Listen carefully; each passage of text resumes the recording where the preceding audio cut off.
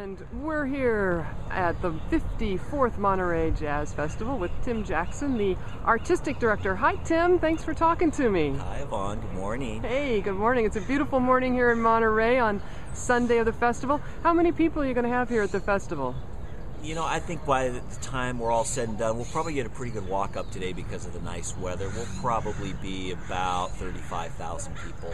Wow, that's great. Is that typical, or is this a good year? You know, I would say the last couple of years, our attendance is probably down a little bit. I think with just the general economy, sort of the general economic malaise that sort of permeates a lot of society these days. So yeah, we've been a little.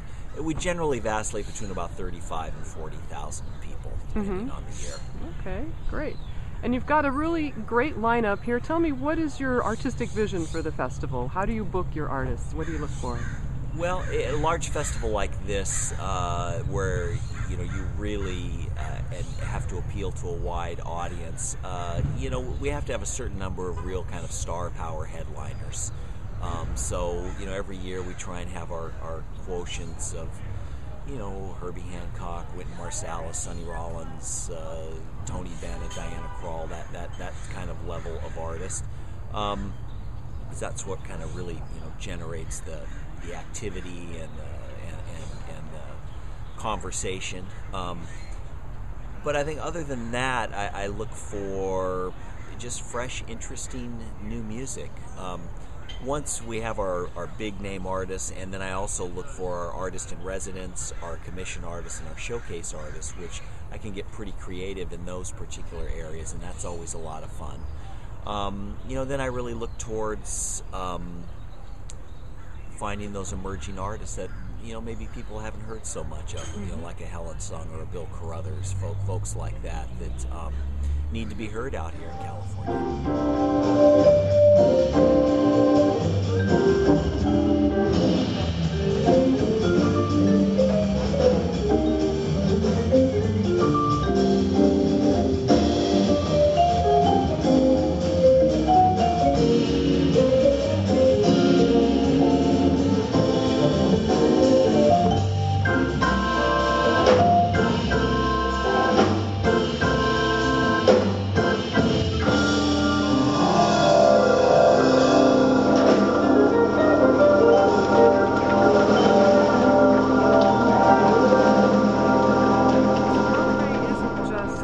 Jazz Festival, you've got an education program and the Next Generation Jazz Orchestra. Tell me about that. Yeah, sure. I mean, some people will say, well, gee, the Monterey Jazz Festival is great, but what do you do the other 362 days of the year?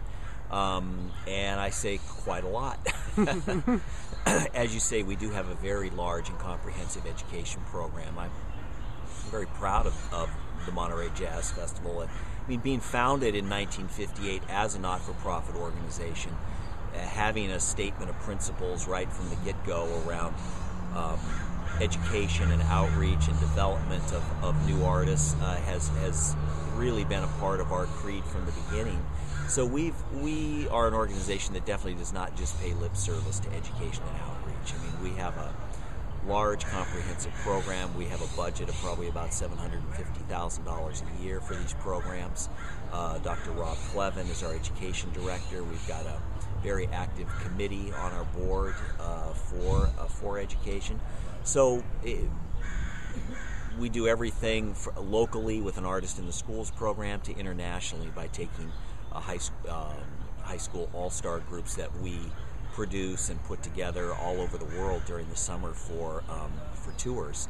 So it's it's something that we're very proud of. We do have a sister festival to the Monterey Jazz Festival in the spring, our Next Generation Jazz Festival, which features high school, college, and middle school groups. And a lot of the groups that you'll see here Sunday afternoon are the top groups from that festival. So it's a busy organization. Sounds like, and then you've got a record company too.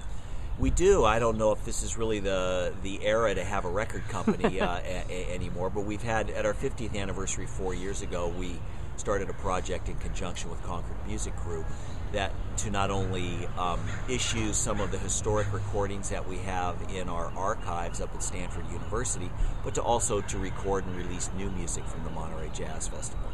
So we had a pretty strong run for about 2.5 years or so, and then, as you know, the whole dynamics of the recording industry is in a transition. So we're kind of looking for kind of the next steps as to how we can utilize Monterey Jazz Festival records to get some new music and some historic music out into the marketplace.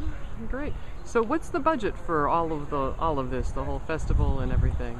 You know, we're just a mid-sized organization. Our budget's about $3.5 million a year, so we're not huge. There's definitely a lot of jazz festivals that are larger than we are, but you know, we have a certain historical legacy and a certain artistic vision. I think that makes us a very, very important festival. Mm-hmm. I think so too, and congratulations on 20 years.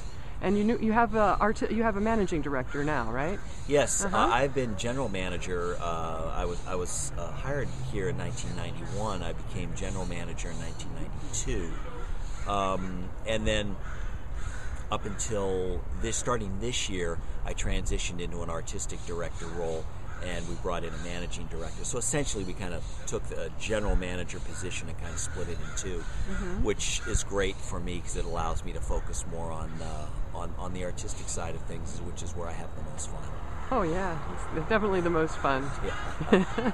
Well, thanks so much for taking time out to talk to me, Tim. It's a pleasure, Yvonne. Have a good day. Thanks.